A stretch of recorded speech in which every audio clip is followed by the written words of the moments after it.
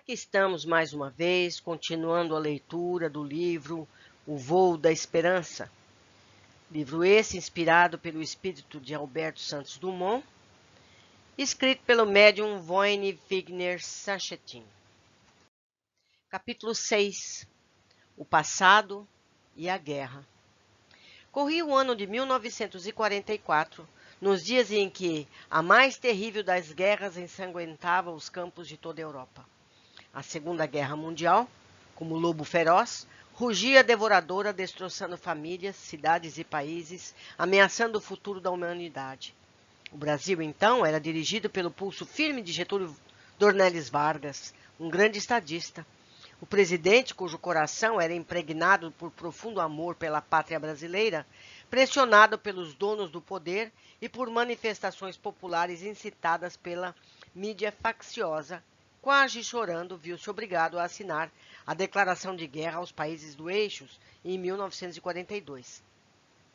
A Argentina, pátria de Mário, inteligentemente permaneceu neutra durante todo o conflito. Vendia produtos agrícolas e matérias-primas, tanto para as forças aliadas quanto para os países do Eixo, Alemanha, Itália e Japão. Isso é tudo muito controverso, meus amigos. Não vamos aqui dizer quem está certo e quem está errado. Vamos continuar com a nossa história. Getúlio Vargas percebeu o erro da sua decisão logo nos primeiros combates brasileiros na Itália. A primeira vítima foi seu filho. Após receber as notícias, o presidente, que defendia com todas as forças nossas riquezas, abaixou a cabeça emocionado e valente, começou a orar diante dos móveis antigos e escuros do seu quarto no Palácio do Catete. Pediu a Deus que protegesse nossos soldados nos campos de batalha da velha Europa. Rezava, pensando na dor que, como ele, os pais sentiriam como perder seus filhos em plena mocidade. A guerra causada pela loucura dos líderes mundiais. As notícias do conflito, que se espalhava por todo o planeta, assustavam os jovens, principalmente os da carreira militar. Um dia, Mário chega à sua casa com a convocação de guerra. Logo depois, domingo, esbaforido, chega à casa do amigo com o mesmo impresso do Ministério da Guerra, convocando em regime de urgência ante o feriado prolongado de 7 de setembro. As mulheres se esforçaram para não demonstrar felicidade, estariam livres por algum tempo. Poucos dias depois, junto com as crianças, foram à Estação da Luz para as despedidas dos pracinhas brasileiros, que viajariam primeiro até o Porto de Santos. Os dois soldados, promovidos a cabo, mudaram de feição. O trem chegou, bufando na garé, sobre a abóboda de ferro artisticamente trabalhada, soltando fumaça negra que atingiu o teto de aço feito na Inglaterra. Mário olhou para cima e admirou aquele trabalho perfeito.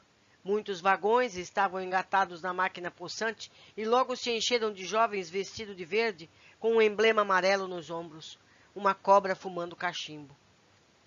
Mário e Domingo alongaram seus olhares entre as mãos, que acenavam a deuses. Conseguiram ver as esposas com os filhos no colo e seguiram. O trem atravessou a serra e chegou ao porto. O navio, feito cavalo nervoso, pintava o céu com uma esteira de fumaça negra. E na manhã fria, foi engolindo batalhões e mais batalhões de soldados, com o bornal verde às costas, o fuzil, a baioneta, o cantil na cintura, sempre a figura romântica da cobra verde e amarela, com o cachimbo na boca. Horas depois, um apito melancólico, transmitindo profunda tristeza, fez a hélice acelerar, criando ondas fortes que bateram contra as paredes do cais. A máquina de navegar dirigiu a proa para a saída da barra no Porto de Santos e rimou para o Rio de Janeiro. No cais e nas praias, nos canais e jardins próximos, por onde passava a nau, acenos e adeuses e bandeiras desfraldadas pintavam a melancolia do povo. Mário parou, olhou tudo aquilo e silenciosamente virou-se para o companheiro. Domingo colocou a mão no ombro do amigo e, no silêncio, percebeu que aquela cena tinha um perfume de adeus que lhes tocava o coração. As esposas ficaram na cidade de São Paulo com os filhos, enquanto os maridos seguiam para a guerra. Havia no mar um misto de ansiedade, de esperança e de patriotismo pulsando no coração dos moços brasileiros. Naqueles dias tumultuosos, suas vidas estavam profundamente influenciadas pelo ódio de líderes mundiais, desequilibrados nas suas ambições de poder. De ambos os lados do conflito, os interesses de dominação esqueciam a dignidade humana. Nas reuniões secretas ou abertas entre dirigentes de várias nações, tentavam se esconder os comportamentos mais sórdidos da alma humana. Mário entrou no navio levado pela responsabilidade de ser um cidadão brasileiro. Dentro do peito, porém, o orgulho por ser pai de um brasileirinho empurrava-o para as trincheiras europeias. Doces ilusões, onde a alma tenta planar além de cima das próprias imperfeições e se quebra em pleno voo. As asas do idealismo às vezes se esfacelam nas montanhas do engano e da falsidade. As cobranças dos crimes de guerra na Gália Cisalpina voltavam agora através do algoz espiritual, camuflado na figura do filho.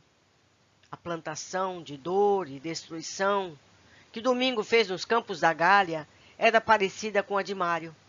A lei mandava que ambos colhessem frutos semelhantes de dor, pobreza e ódio. Meus amigos, a semeadura é livre, mas a colheita é obrigatória. Eles semearam tanta dor no passado remoto que precisa ser agora colhido de alguma forma. Isso não é castigo, isso é resgate. Vamos continuando. Para eles, a guerra começou quando puseram os pés na escada que os levava ao tombadilho do navio. Um silêncio profundo se fez quando a banda dos fuzileiros navais, aquartelada no Porto de Santos, iniciou a execução do hino nacional brasileiro. Os sorrisos e as brincadeiras durante a viagem de trem, atravessando a Serra do Mar, foram substituídos por profunda preocupação. A belonave deixou o Porto de Santos em direção ao Rio de Janeiro. Em seguida, o maestro da banda dos fuzileiros regeu seus músicos, executando um lindo hino, cheio de romantismo. Qual o cisne branco que, em noite de lua, eu não vou cantar porque minha voz é péssima, vai deslizando num lago azul. O meu navio também flutua nos verdes mares de norte a sul. Linda galera, que em noite apagada vai navegando num mar imenso, nos traz saudades da terra amada, da pátria minha, em que tanto penso. Qual linda garça, que aí vai cortando os ares, vai navegando sob um belo azul de anil. Minha galera também vai cruzando os mares, os mares verdes do Brasil. Quanta alegria nos traz a volta a nossa pátria do coração. Dada por fim da nossa rota, temos cumprido nossa missão. Eu cantava isso quando cursava o ginásio. Continuando a nossa leitura. A embarcação já navegava bem distante de Santos, tão paulista e tão patriota, onde nasceu a família ilustre dos Andradas, que inspiraram a grandeza do Império do Brasil. Algum tempo depois, enquanto o navio balançava sobre as ondas, o maestro orientou a banda para outro hino notável, que só a sensibilidade de um brasileiro, Guilherme de Almeida, poderia produzir. As notas vibrando no ar carregavam palavras de amor. Você sabe de onde eu venho? Venho do morro, do engenho, das selvas, dos cafezais, da boa terra do coco, da choupana onde um é pouco, dois é bom, três é demais. Venho das praias sedosas, onde há montanhas alterosas, dos pampas do seringal, das margens crespas dos rios, dos verdes mares bravios da minha terra natal. E continuava a súplica do coração brasileiro que não aceita a violência. Por mais terras que eu percorra, não permita a Deus que eu morra, sem que eu volte para lá, sem que leve por divisa e se vê que simboliza a vitória que virá, nossa vitória final, onde a mira do meu fuzil, a ração do meu bornal, a água do meu cantil, as asas do meu ideal, a glória do meu Brasil.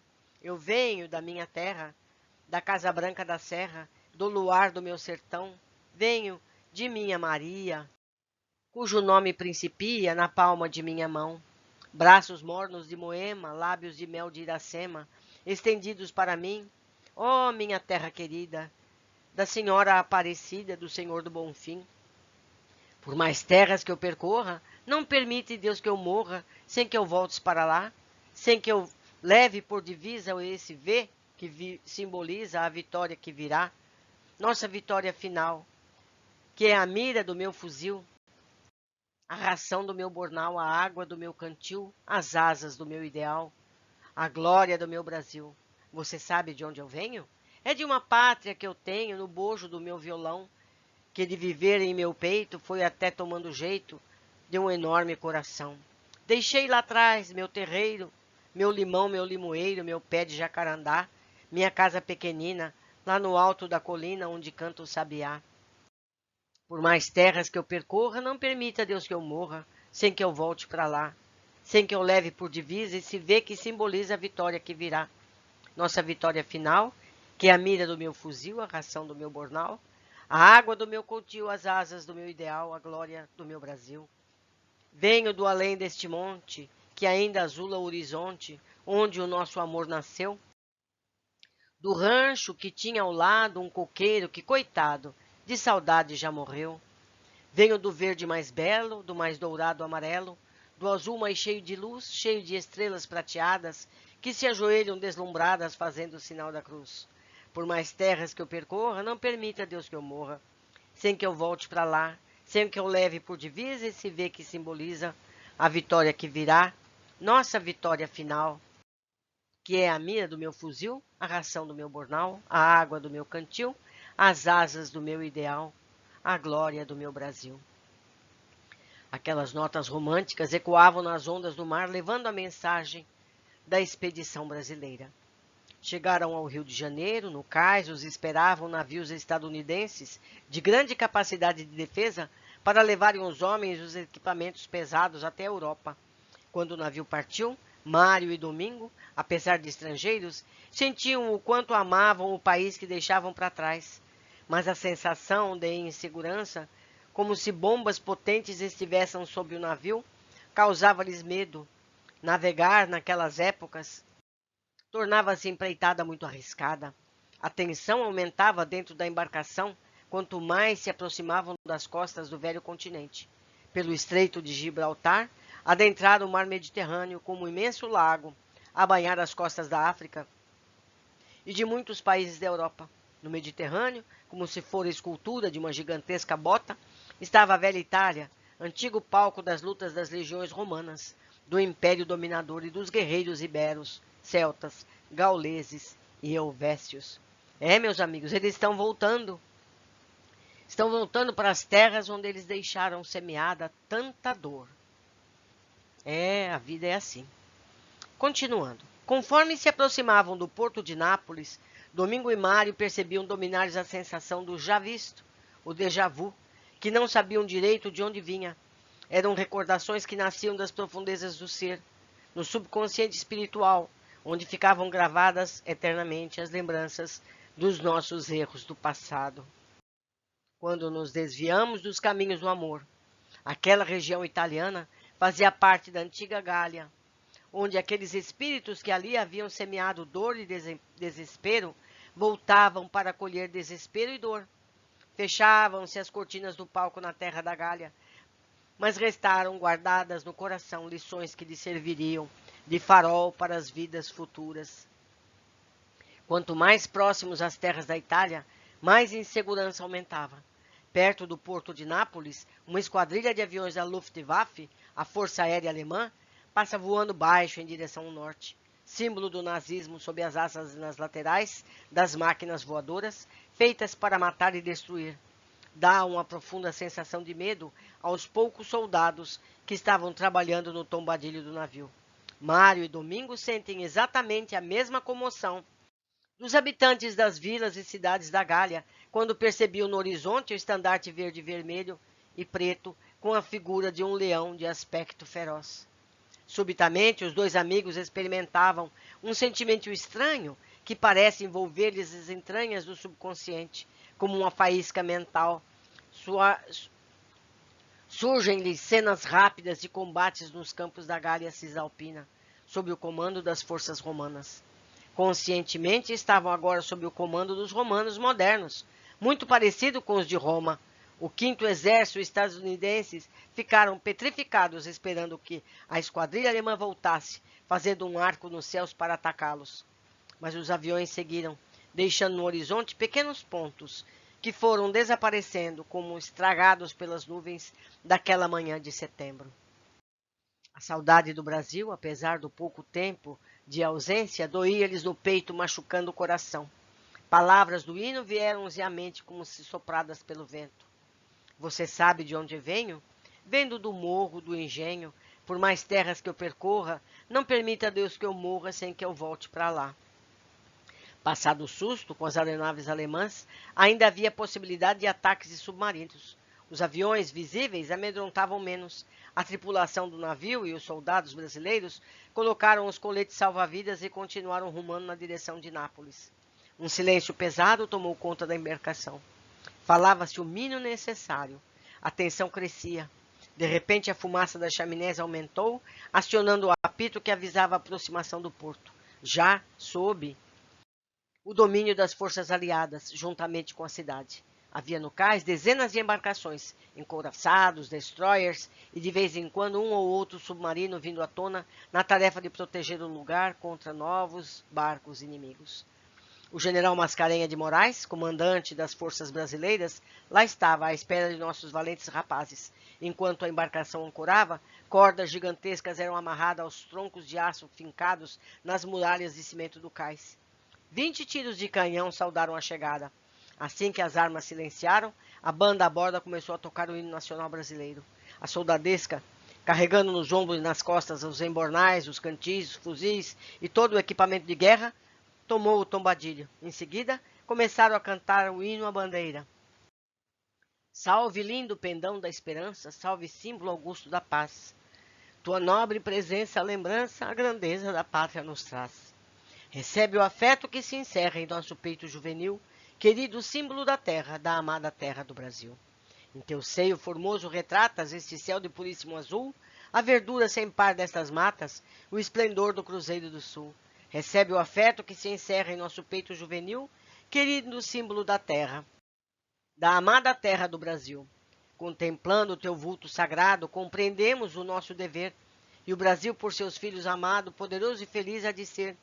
Recebe o afeto que se encerra em nosso peito juvenil, querido símbolo da terra, da amada terra do Brasil. Sobre a imensa nação brasileira, nos momentos de festa ou de dor, paira sempre a sagrada bandeira, pavilhão da justiça e do amor. Recebe o afeto que se encerra em nosso peito juvenil, querido símbolo da terra, da amada terra do Brasil. Enquanto isso, era hasteada a enorme bandeira verde e amarela tremulando ao vento da Itália. Os soldados sentiam-se emocionados. Logo depois ouviu-se: Você sabe de onde eu venho? Venho do morro, do engenho, das selvas e dos cafezais. E seguia: Por mais terras que eu percorra, não permita Deus que eu morra. De repente, como se surgisse do mar uma esquadrilha de aviões alemães, começou a cuspir fogo nas metralhadoras, enquanto bombas levantavam enormes burritos de água ao redor do navio. A artilharia antiaérea, montada pelos norte-americanos no porto, respondeu rápida. Logo, a primeira nuvem de fumaça, enovelando-se no ar, aponta um avião em parafuso e em chamas caindo nas águas. Ao tocar a superfície do mar, ele explode, jogando sob o tombadilho do navio estadunidense jorros de água, óleo negro e fumaça. O bombardeio continua e a artilharia cospe fogo para os céus. Outro avião rodopia no ar também explode. O óleo e o combustível derramados misturam-se na água, provocando um incêndio. Juntos, 2 aviões dão um voo rasante ao navio, lançando bombas. O fogo, dirigindo aos céus em explosões ensurdecedoras, derruba outro avião. Mário vê o piloto alemão sendo projetado da cabine como um pacote e o corpo resvalando na superfície da água em várias cambalhotas. O paraquedas não pôde ser utilizado devido à pouca altura. Domingo avista o inimigo, a menos de 100 metros do navio, boiando com o pescoço jogado para trás, a cabeça quase desarticulada no peito. O antigo soldado ibérico olha aquela cena dramática e sente um tremor de medo. No meio daquela barulheira infernal, percebe que do outro lado da batalha também a juventude alemã estava sendo destruída. O que restou da esquadrilha bateu em retirada, desaparecendo no horizonte. No porto, fogueiras, aqui e ali, queimavam, alimentadas pelo óleo diesel dos depósitos perfurados. A fumaça negra e fétida dá um aspecto de destruição. Os moços, que haviam se deitado rapidamente no tombatilho para se protegerem, levantam-se ao sinal de vitória, começam a gritar, festejando. Na fileira da extrema esquerda, na frente, 4 brasileiros não se levantaram. Uma poça de sangue em cada corpo marcava sobre a chapa de aço o local onde as balas das metralhadoras alemãs haviam perfurado corações brasileiros. Alguns correram para auxiliar os 4 feridos. Os médicos e enfermeiros os examinavam e, balançando a cabeça, fizeram um sinal negativo. Os 4 estavam mortos. O acontecimento abalou a moral da tropa. Mário e Domingos tomavam consciência que seu batismo de fogo lhes anunciava muito sacrifício e dor nas trilhas da guerra. Desembarcados, os moços foram transferidos para a região mais ao norte, sob o comando dos militares estadunidenses. Seguem em direção ao Monte Castelo, reduto resistente das tropas alemãs, muito bem equipadas. Aquartelados depois são distribuídos pelas trincheiras do campo de batalha. Muitos soldados brasileiros que embarcaram no Rio de Janeiro vinham do Nordeste, hábeis rastejadores, pareciam lagartos nas caatingas, com os punhais à boca, pequeninos, mas extremamente fortes e valentes, subindo pelo morro, raspando as barrigas nas pedras da montanha, abaixados entre as balas das metralhadoras que zumbiam sobre seus capacetes de aço. Os nordestinos, depois de mais de 10 dias de combates ferrenhos, estavam sendo atacados pelos canhões e metralhadoras alemãs assentados firmemente nas rochas da montanha. Um paraibano, Raimundo Nonato Ferreira, consegue passar sob as balas inimigas que martelavam os ouvidos dos brasileiros 24 horas por dia.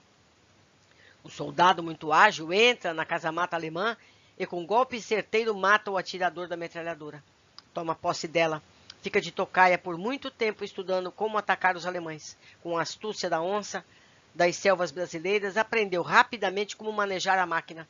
Raimundo empurra para o lado o corpo do soldado morto, vira a boca da gigantesca metralhadora contra as linhas inimigas e começa a cuspir balas sobre a artilharia alemã. Enquanto isso, nos flancos da retaguarda, outros brasileiros se arrastam para atacar pelas costas outros metralhadores alemães. Os soldados atletas germânicos são mortos pela agilidade e astúcia do soldado do Nordeste brasileiro. Após mais de 2 meses de batalha, a neve e o frio da Itália atacam nossas tropas impiedosamente. Cobertores e mantas plásticas oferecidos pelo 5º Exército estadunidense protegiam os valentes brasileiros. Naquela noite o silêncio imperava. Os canhões haviam se calado. As metralhadoras também. A neve diminuiu e a lua, linda, derramava suas bênçãos de prata sobre o campo dos sofredores humanos.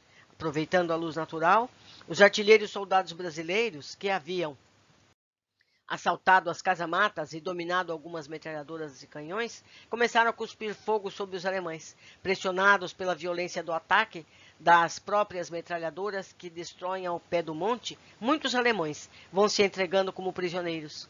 Mais 15 dias de batalha selam a vitória brasileira naquele flanco de Monte Castelo. Porém, jogados entre as pedras e as trincheiras, corpos fardados de verde escuro estão caídos às centenas. Bem próximos, um deitado de bruços, outro de costas, com o peito salpicado de manchas de sangue. 2 corpos atléticos jazem sobre as pedras do Monte Castelo. O antigo comandante e o subcomandante do Batalhão dos Leões. Estava decretado ali o fim de mais uma etapa das tribuladas resistências de Íquios e Mário e Alcano. Ou Domingo. Meus amigos, foi assim que eles cumpriram mais uma conta do passado antigo. Mas nós sabemos que não acabou, porque os erros deles foram muitos. Foram muitos.